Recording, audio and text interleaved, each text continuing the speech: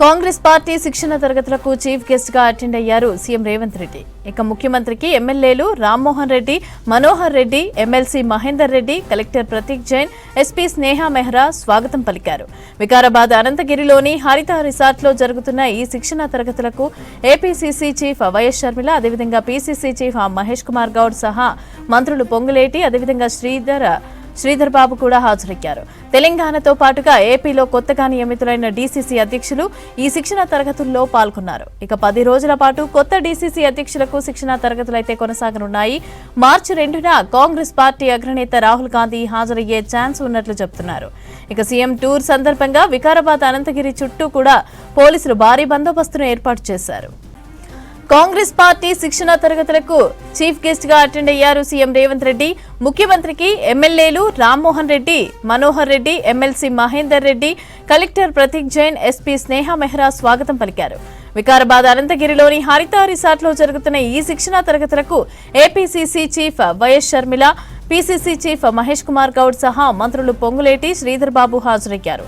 తెలంగాణతో పాటు ఏపీలో కొత్తగా నియమితులైన డీసీసీ అధ్యక్షులు ఈ శిక్షణ తరగతుల్లో పాల్గొన్నారు. 10 రోజుల పాటు కొత్త డీసీసీ అధ్యక్షులకు శిక్షణ తరగతులైతే కొనసాగనున్నాయి. మార్చి 2న కాంగ్రెస్ పార్టీ అగ్రనేత రాహుల్ గాంధీ హాజరయ్యే ఛాన్స్ ఉన్నట్లు చెబుతున్నారు. సీఎం టూర్ సందర్భంగా వికారాబాద్ అనంతగిరి చుట్టూ పోలీసులు భారీ బందోబస్తును ఏర్పాటు చేశారు. ఇదే అంశానికి సంబంధించి పూర్తి అప్డేట్స్ సత్యం అందిస్తారు. సత్యం, చెప్పండి, డీసీసీల ట్రైనింగ్ క్లాసులు అయితే ప్రారంభమయ్యాయి. అయితే దీనికి సంబంధించిన అప్డేట్స్ ఏంటి? అనంతగిరి రిసార్ట్లో 2 తెలుగు రాష్ట్రాలకు సంబంధించిన కాంగ్రెస్ పార్టీ డీసీసీ అధ్యక్షుల శిక్షణ కార్యక్రమాన్ని ముఖ్యమంత్రి రేవంత్ రెడ్డి ప్రారంభించారు. ఆ శిక్షణ కార్యక్రమానికి మంత్రులు పొంగులేటి శ్రీనివాసరెడ్డి, అదేవిధంగా పొన్నం ప్రభాకర్తో పాటు తెలంగాణ, ఆంధ్రప్రదేశ్ రాష్ట్రానికి సంబంధించిన పీసీసీ అధ్యక్షులు, తెలంగాణ పీసీసీ అధ్యక్షుడు మహేష్ కుమార్ గౌడ్, ఆంధ్రప్రదేశ్ పీసీసీ అధ్యక్షురాలు షర్మిలతో పాటు 2 రాష్ట్రాల డీసీసీ అధ్యక్షులు దాదాపు 70 మంది శిక్షణ తరగతులకు హాజరయ్యారు.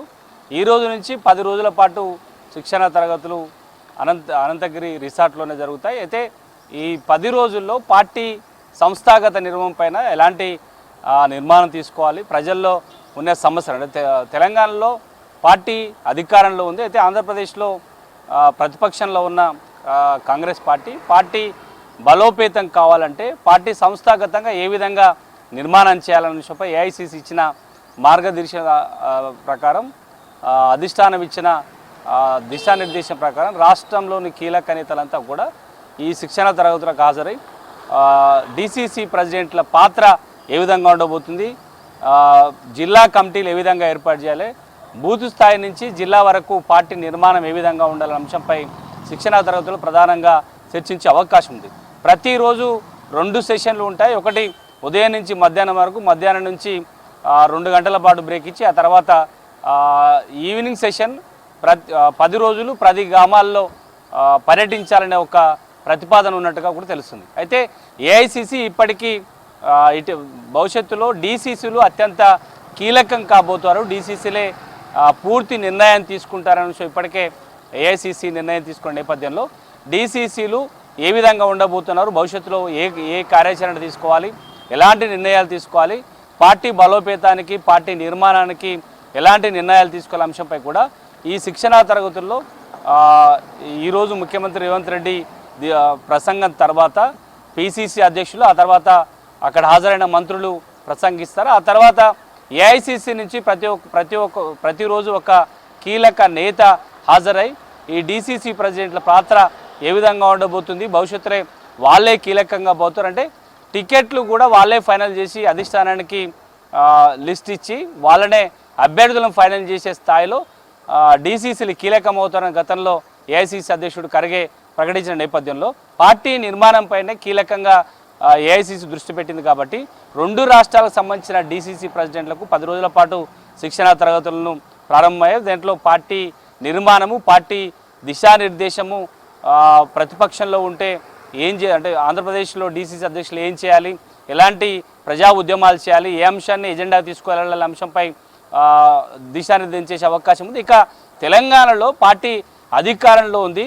తెలంగాణలో అంటే దేశంలో తెలంగాణ మోడల్ ముందుకెళ్ళిన ఒక ప్రతిపాదన వచ్చింది కాబట్టి సంక్షేమ కార్యక్రమాలు ఏ విధంగా అమలవుతున్నాయి, అమలయ్యే సంక్షేమ కార్యక్రమాలను ప్రజల్లో తీసుకోవడానికి పార్టీ ఏం చేయాలి, డీసీసీ ప్రెసిడెంట్లు ఏ విధంగా కీలక పాత్ర పోషించాల అంశంపై కూడా తెలంగాణ డీసీసీ ప్రెసిడెంట్లకు పార్టీ నుంచి ఈ శిక్షణ తరగతిలో శిక్షణ ఇచ్చే అవకాశం ఉందని చెప్పచ్చు. 10 రోజుల పాటు జరిగే ఈ శిక్షణ తరగతుల్లో డీసీసీ ప్రెసిడెంట్లు గ్రామాలను కూడా విజిట్ చేయాలని ఒక ప్రతిపాదన ఉంది. దాని ప్రకారం గ్రామాల్లో ఉన్న ప్రజలు ఏ విధంగా రెస్పాండ్ అవుతున్నారు, వాళ్ళ సమస్యలు ఏమున్నాయి, వారికి కాంగ్రెస్ పార్టీ ఏం చేయాలి, ప్రభుత్వం ఏం చేయాలి అంశంపై కూడా ఈ 10 రోజుల పాటు శిక్షణ తరగతుల్లో వారికి చెప్పే అవకాశం ఉందని చెప్పచ్చు మమత.